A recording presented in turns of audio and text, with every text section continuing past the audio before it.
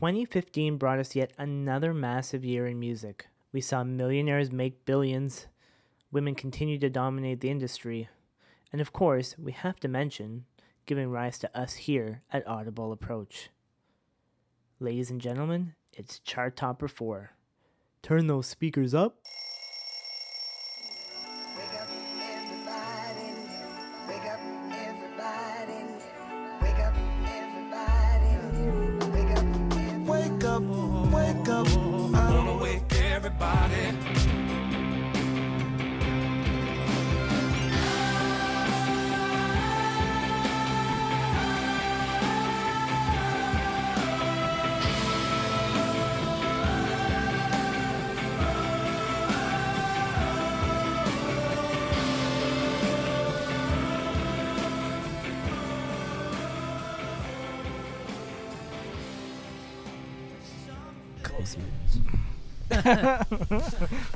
Already playing with the microphone. I missed this. Why don't we start out by saying, welcome back, everyone, to another episode of Audible Approach. Glad to be back. Another episode. Yeah, It's feels been good. another podcast. It's been too long. Yeah. We're about a few weeks away from Christmas. When the last podcast actually took place, it's been about 4 months. So let's talk about some of the stuff we've missed covering. Like, I'm just thinking right offhand. Dr. Dre sold Beats. Did he? Yeah, Smart man. He knew, like, honestly. he knew the end of it. Yeah, He knew it was coming. He knew that it's peak and get out while it's hot because it ain't going anywhere from here on out. Like, he was lucky it sold as well as it did. Like, why did the Dre headphones and that whole lineup do as well as it did? Seriously. Because they were fashionable. They were comfortable. You know what? I've never worn it. He accidentally hit a fashion trend Yeah, at the right time. and it caught. People went, wow, that's sweet. And then all the manufacturers went, shoot, we got to make colorful headphones.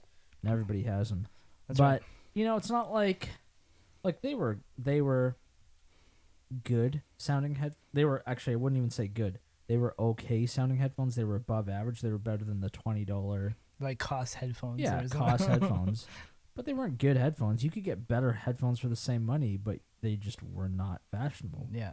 You know, go to any pro audio company headphone like Shure or... They were sleek. They were colorful. Yeah. And they had the name attached to it. Yeah. What does Dr. Dre know about making headphones? Yeah, yeah, it's hilarious. Find me where the wild things are. Alright, don't mind us. Find me where the wild things are. Just fine. Don't mind us. Find me where the wild things are. I lose my balance on these eggshells. Yeah. You can't just jump right into it. No, you'll actually hurt yourself. That's not how you podcast. No. You don't just jump into a podcast. You got to warm up, talk a little bit. Like your voice already, I can hear it. Like you didn't warm up That's right. properly. No, I didn't. You messed around, and now No, you're gonna mess this whole podcast up. It's been 4 months, and you didn't warm up. I actually did some vocal exercises in the car. Oh, did you? I tried. I was just kidding. No, but I knew this was gonna happen. But you know, I started my exercising too late, and now I'm paying the price. I love gear. I love. You know what's great about gear is that you'll never ever be happy. You Yeah. just keep buying. It doesn't talk back. That's what's great about it.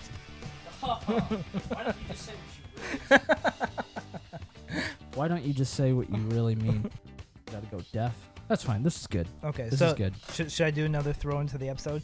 Welcome again, everyone, to another. No. Okay. Look. We're back. We are back in action, baby. This is happening right now. Another episode of Audible Approach. And you know what? We never left. Yeah. We're just kind of, life happens. We're on hiatus for a little bit. You got to realize You got to that- live life for a little bit. And we're two grown-ass, old men. Old. I mean, really old. And so, yeah, life takes its toll on us. So we get together whenever we can, and it works out to be every 4 months, which is weird. It's kind of the cycle we're on, but 4 months to get an hour and a half together. Can you believe this? I can't believe it. So we're gonna try to pack this hour and a half. Yeah, and a lot's Within happened much- since, so it'll lead for a better quality of the podcast, I guess. Hopefully. Hey, one thing that I don't think people realize, because we never really introduced ourselves at all, so people don't really know, because I was listening to the last podcast that you did, and by the way, Brian, Rene, I'm going to call you Brian. Or what should I call you here? And what have I been calling you? I've been calling you Mikey. which is Probably. pro- See, this is what we, like, every family has a name for the different family members. So, okay, Brian here is my cousin, but his legal name is Rene, but I call him Brian because that's what I've always called him. And it's weird, but that's your middle name, right? Brian is your Brian middle is my middle name. name. Okay, so I prefer Brian. And then people who are in my family call me Mikey because that's the cute kid name. Hey, Mikey. So you're the only people who call me Mikey, and that's fine. I prefer it. Mike and Michael is just way too effing weird, so this is good. We are cousins, and that's why you'll often hear about Brian saying that he misses living near me, because we were born in the Waterloo region. Brian, when he was, 13, 14? How old were you when you moved? 15. You were 15. I was 16. 16? Yeah. Okay. Just completed grade 9. Okay. So when Brian was 16, he moved away. He went to Brampton, and then that's what started this distance between us. But we still remain to be good friends, best of friends, and obviously cousins. And so that was one of the things that he was talking about, is that we used to spend so much time together, and we'd listen to a lot of music as kids. And then that separation happened, and I went to the way of the rock gods, and Brian developed with his R.Kelly and Casey and JoJo. What a name to throw. No, you told me specifically Casey and JoJo, or was it JoJo the singer? No, maybe it was JoJo the singer, the female singer, who I think's actually coming back. She did. Yeah. She just dropped a 3-single EP. Yep. Not too long ago. Yeah. You also that's crazy. And the that's funny thing crazy is that she's you only- know that, and Yeah. that we're talking about this right now. Yeah. JoJo. I like her. So there's something about her that I've always liked. She's talented. She's driven. She's been in the industry since she was before a teenager. Yeah. And she kind of filled a role on the label that she was on, Background Records, if I'm not mistaken. She filled that role when Aaliyah passed away. Really? Yeah, so she was their vocalist. But of course, through legal battles and ownership of publishing, Mm-hmm. she was sidelined. And people kind of forgot about her. But the funny thing is, she's coming back after maybe, about 10 years, and she's Not still more. only like 20, 22, 23. Is she really? Yeah, she's No way. incredibly young. So I mean, there's a lot to be said for people who start off that young. Who, there's even 10 years later, it's not like time's up for them. They can just keep going. That's awesome. She still has so much time. Yeah. I think she's got a lot more left in her career. It's just a matter of, I believe, her aligning herself with the right people. Right now, her voice is there, her vocals are there, but in terms of songs and hook recognition, she's got a bit of a way to go. I was gonna say, is she still hot? But I thought, that's kind of creepy because she was a kid. But then again, I was a kid, so Yeah, it when we wasn't- were kids, we gravitated towards. Oh my God, you're right. She's only 24. Yeah, 24. wild. She's cute. Yeah, she's hot. And you know what? She's not skinny, and I love that. She's curvy. She's curvy.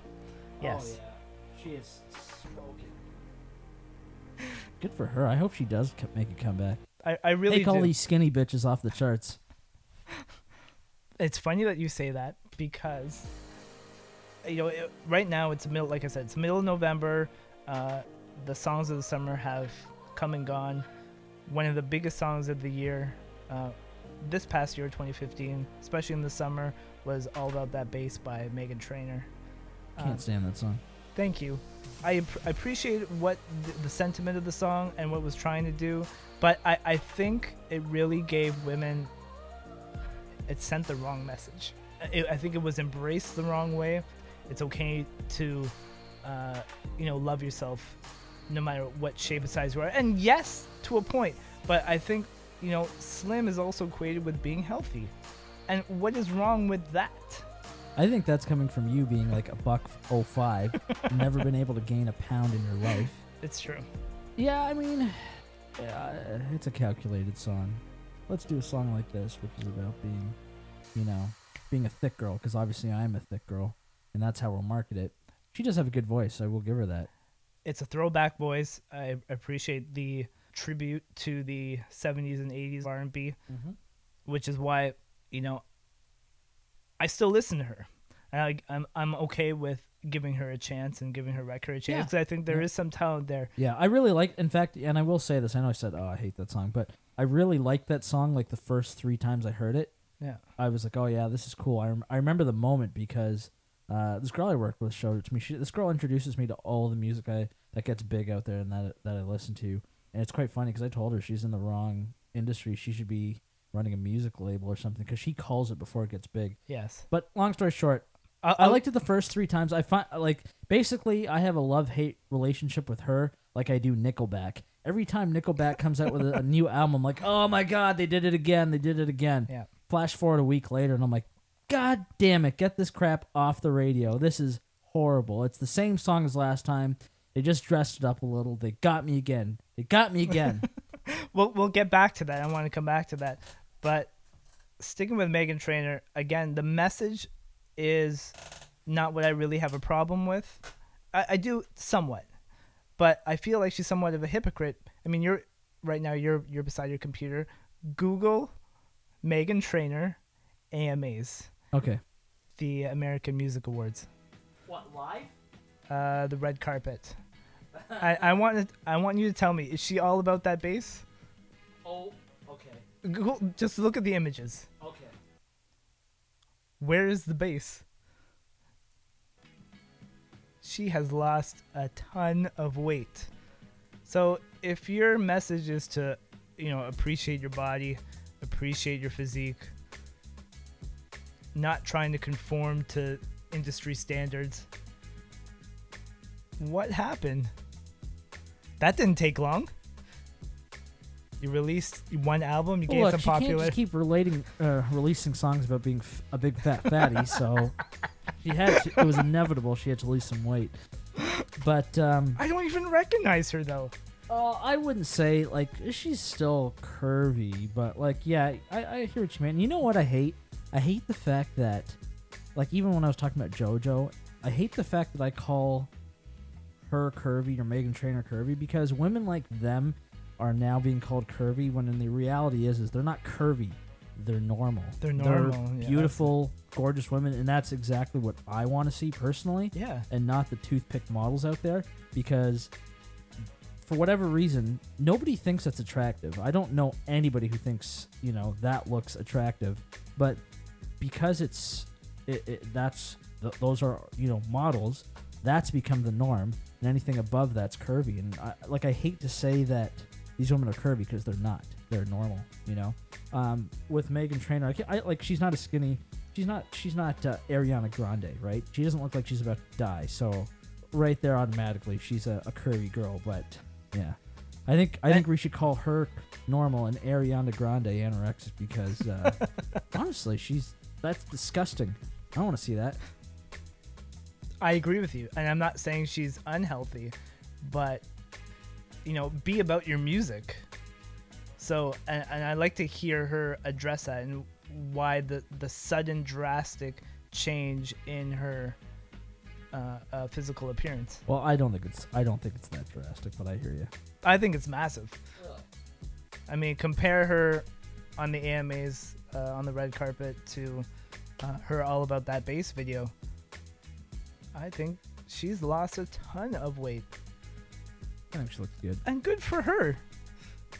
She didn't need to lose it, but yeah, I think she looks good. She's a very attractive girl, actually. She is very attractive. She's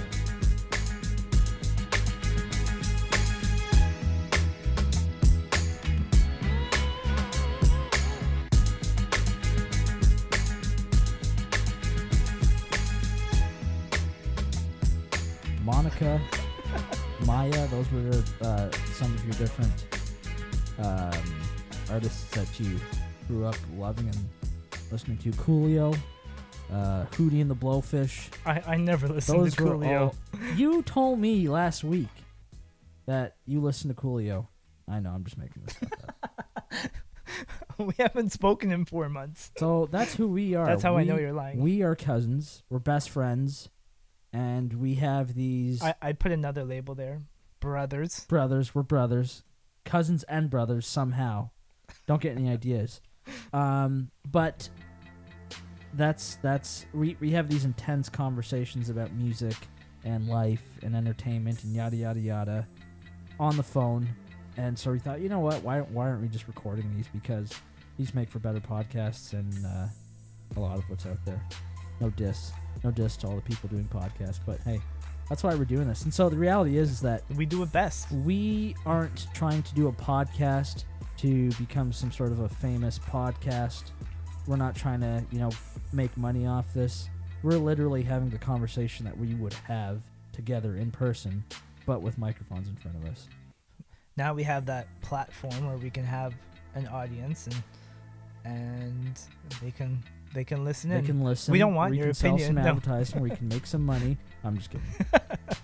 No, we appreciate your opinions and feedback. We do have an email address which is up and running, and I think I'm going to share that with you now. It's audibleapproach@gmail.com. Again, that's AUDIBLEAPPROACH. Oh, nice. Brian's drunk. And yes, we are drinking again. at gmail.com. You want another one, by the way? I kind of do. Yeah. There you go. I abstained from alcohol all week. Oh no, I'm not done yet. I'll finish it. Oh, yeah. That's what I'm talking about. Thanks for bringing the beers. Oh, my pleasure. So, I don't know if I said this, but I didn't make a list because I know there's a lot to talk about. And the last time I felt like we didn't really need the list.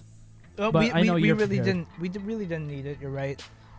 There's just things I just didn't want to forget, Yeah. and there were a lot of things that we didn't get to touch upon last time. Yeah. But that's okay. So, what have you been listening to lately? Oh, nice. Nice.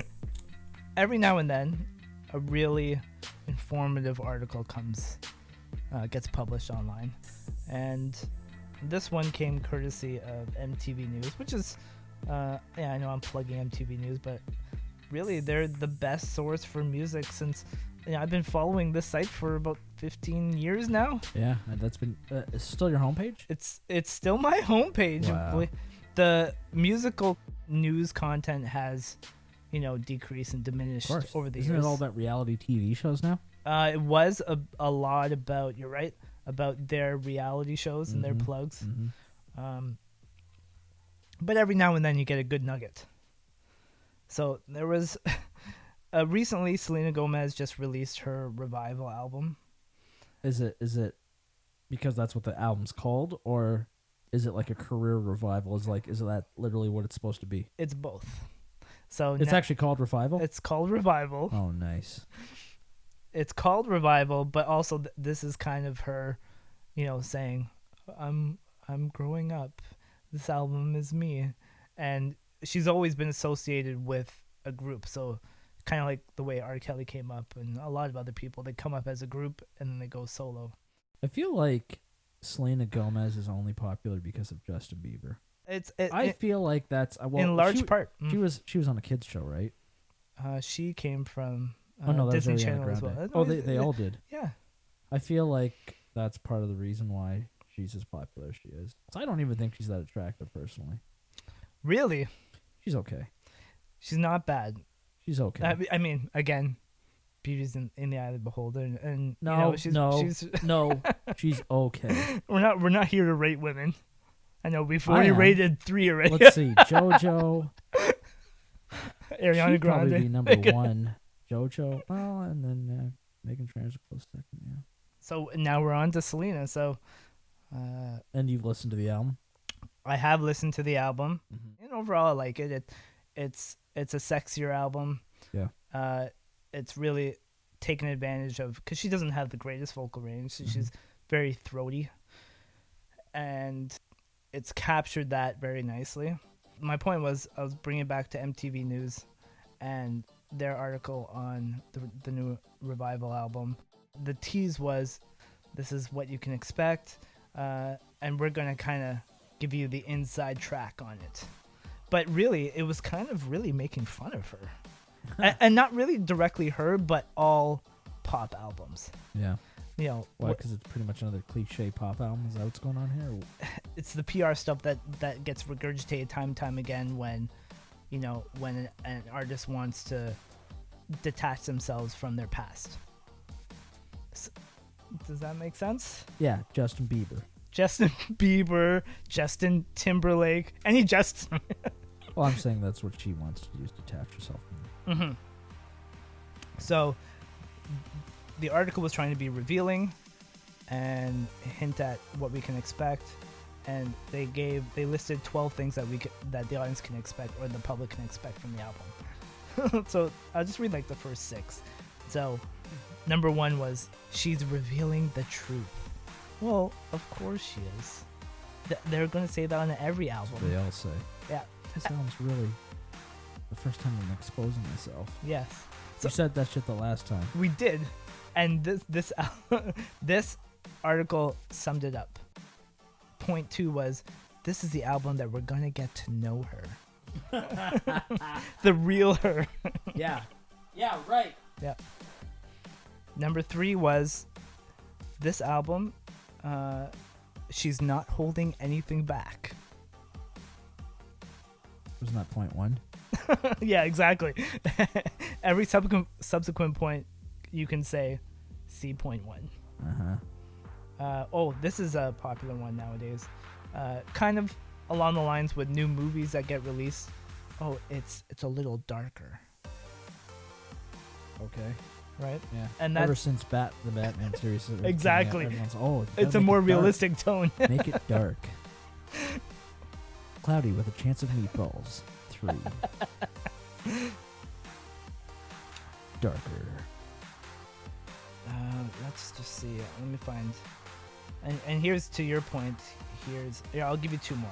She's done with that same old love. So again, that, like you said, she's trying to separate herself from her past with Justin, which gave her a lot of aim. I think that really should be number 1. Yeah, I mean that's. Anyways, keep reading. Like this. people think that if they listen to the album, you know, they're gonna hear something that.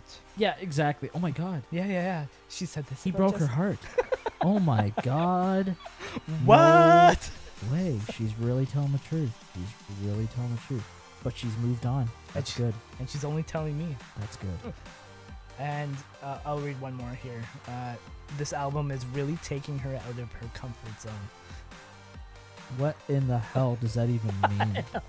What does that even mean, taking her out of her comfort zone? Still making pop music. So, were they being serious or were they poking fun at her? I really think they were poking fun Because at her. you said they did it in like a point format like that? Well, that's kind of what music journalism has become. It's become lists. It's become laziness. Yep. And, So- I mean, and you can Rolling only Stone- write so many articles before they all sound the same. You just take the band name or musician and pop it into a certain template and then release it. That's it. Yeah. But that's what Rolling Stone is criticized for a lot.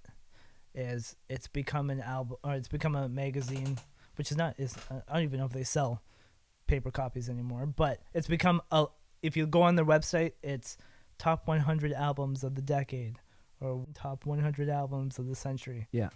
It's lazy journalism. Oh, yeah. And I mean, I'm sure they're experiencing the same thing that all industries are, where they're not making money anymore like they used to. Print media especially. They are suffering big time. So I'm sure that they've got to cut down on the amount of staff. The janitor probably wrote that article for it. Everybody's got to pick up and help out. No, that If was this definitely an company intern. No. is gonna yeah, you're right. Probably all interns now. But you know, that's probably where a lot of that comes from. You know, one person has to do a lot. There's no longer the days where I'm assuming this, I don't know, but you know, I'm sure writers aren't going on like 6-month tours with bands like they used to. You know what I mean? No, To get the real steal No. on what's going on. Nobody truly gets to know the artist anymore. no. Period. It's And there are too many artists out there in that Yeah. there's the record industry for good or bad, it was a filter for shit. And sometimes shit got through. Sometimes it didn't. But you know, the pool was a lot smaller in terms of how many artists there are. yeah, absolutely. That's why music bugs me nowadays, because there's just so many artists, so many people pumping the same crap out. And I mean, how do you filter through all that? how do you, I mean, how do you filter through it? we can't use the media anymore. No. When you look at musicians now and the people who are doing it, well, I often think that, are these guys really the best musicians, the best songwriters, or are these guys the best, you know, at social media and best networking? Do they have the best management team behind them? Because that's really all that I think that it is. Especially with how much you can hide Yeah. behind recordings now. Like, frag, you can just dial it in so easy. You're absolutely right, and because of that, and because of the new age of computers and the accessibility of editing programs and equipment, and that everybody has access to that, you one of the things that have died off are you can say, I don't want to say boy bands, but boy bands, groups. A lot of R&B acts, like you mentioned, Casey and JoJo. We talk about a lot about Boys to Men and New Edition and that era of, you know, a group of men or women. You don't see that anymore because you don't need them. you don't need them one anymore. voice. Exactly. You could take one line, one phrase, and you can make it sound like it's sung differently by just changing, by basically modulating the phrase. You can pitch correct it down to make up the different harmonies, the bottom, the lows, the thirds, the fifths. You could do it all. Exactly. You can do however many takes you want. Yeah. You can harmonize with yourself. And like usually the problem with that is that, well, if you just pitch shift it, that's not enough. It still sounds like the same person singing all of it, so you don't get that quality, that choir sound. Yeah. But you can totally, with software now, change that. You can make them all sound like you can make it sound like 5 different voices with one pass through. With one voice. Yeah. Opening intro to Audible Approach contains song excerpts from DJ Hoppa, Wiz Khalifa, R.Kelly, and Arcade Fire. Closing music is brought to you by bensound.com. All music and clips reproduced during this program remain the sole property of their respective owners and are used for commentary purposes only. On behalf of Mike and myself, so long, and remember, the next chart topper is just a recording away.